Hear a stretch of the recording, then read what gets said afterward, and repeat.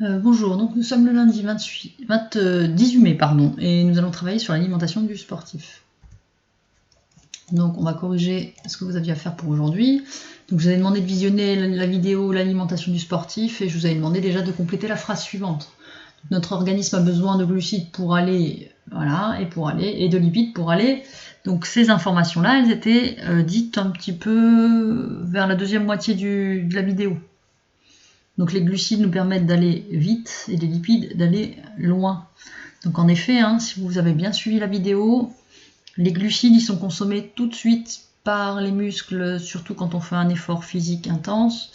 Et les lipides, eux, ils vont plutôt être consommés une fois qu'il n'y a plus de glucides dans le sang. Donc les lipides vont se libérer et vont permettre notamment à un marathonien de pouvoir effectuer un effort long.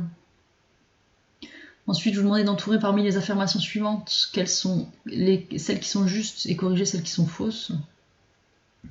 Alors, l'activité physique entraîne des micro-lésions dans les cellules musculaires et le tissu osseux. Cela nécessite la régénération de ces tissus. Ça, c'était vrai. Ensuite, les glucides servent à réparer les tissus abîmés par les micro-lésions.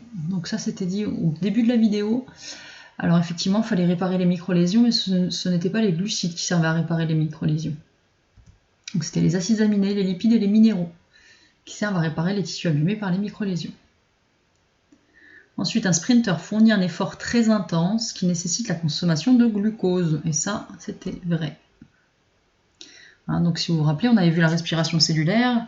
La respiration cellulaire nécessite du glucose et le glucose permet de produire, aux cellules de produire de l'énergie. Ensuite, un marathonien fournit un effort très long qui nécessite la consommation de glucose tout au long de l'effort.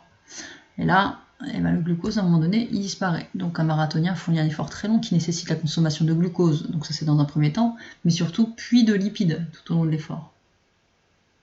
Ensuite, les lipides de réserve sont utilisés dès le début de l'effort. Et là, non, pas vraiment, ce sont des glucides. Ou alors, les lipides sont utilisés après que les glucides aient été consommés. Enfin, boire après l'effort permet de reconstituer les réserves, ça c'était vrai.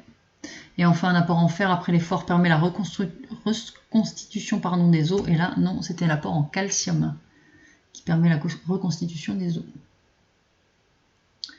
Ensuite, alors, je vous propose une pyramide alimentaire. Donc, la pyramide alimentaire, on va avoir à la base les éléments les plus indispensables dans notre alimentation, ceux qu'on doit consommer le plus. Donc là, on voit que ce sont les boissons. Donc, on vous dit de l'eau à volonté, 1,5 litre par jour. Donc vous voyez qu'on les trouve dans l'eau, éventuellement dans des sodas, alors c'est sûr, mais il va y avoir du sucre, alors pourquoi pas dans du thé, dans du café, et là aussi dans les aliments. Donc là on vous propose une soupe, mais si vous mangez une pomme par exemple, vous allez avoir de l'eau également dedans. Ensuite, on a les céréales et dérivés, on parle aussi de féculents. Donc vous voyez, vous avez du pain, des pâtes, des céréales, de la farine, donc divers pains. Donc on vous dit à chaque repas 4 à 6 parts. Donc à chaque repas, donc petit déjeuner, pourquoi pas goûter et repas du soir, donc le dîner, vous devez donc consommer des féculents. Ensuite, les fruits et légumes, donc là au moins 5 fois par jour. Donc vous avez certainement déjà entendu parler de cette pub, 4 à 5 fruits et légumes par jour. Donc là vous avez divers légumes, des brocolis, du raisin, des carottes, etc., etc. Ensuite, les laitages, donc les produits laitiers, à chaque repas 2 à 4 parts. Donc à chaque repas, consommer des produits laitiers, du fromage, du lait.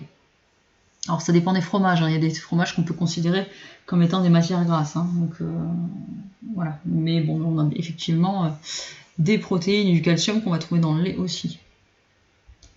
La viande, 1 fois par jour normalement. Donc normalement, si vous en consommez le midi, il ne faut pas en consommer le soir. Voilà, on a tendance à trop consommer de viande dans notre quotidien, par habitude, on va dire par tradition, par culture plutôt. Et ben normalement c'est 1 fois par jour.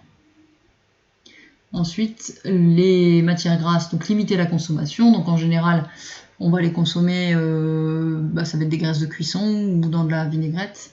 Et enfin le dernier, les sucres et produits sucrés. Là, il faut vraiment limiter la consommation. Donc ne pas en consommer, ça va aussi. Voilà, donc on vous propose chocolat, bonbon par exemple. Donc dans le cours, vous allez noter un grand 2, les groupes alimentaires et leur répartition au cours des repas. Alors ce document-là, vous le trouvez sur Pronote. Donc vous me copiez le tableau et puis vous allez le compléter avec les informations que je vais vous donner là. Donc pour les produits laitiers, en exemple, on peut mettre par exemple les yaourts, le lait, vous auriez pu en trouver d'autres. Les caractéristiques nutritionnelles, donc ça apporte des protéines, du calcium, des glucides, donc notamment sous forme de lactose et de la vitamine D. Viande, poisson, œufs, donc il y a le steak haché, côte de porc, omelette, saumon, etc. Ça apporte des protéines et du fer notamment. Les fruits et légumes, donc tomates, carottes, bananes, oranges, on peut en trouver d'autres. Ça apporte des vitamines, minéraux, fibres, les fibres qui facilitent la digestion, et des glucides.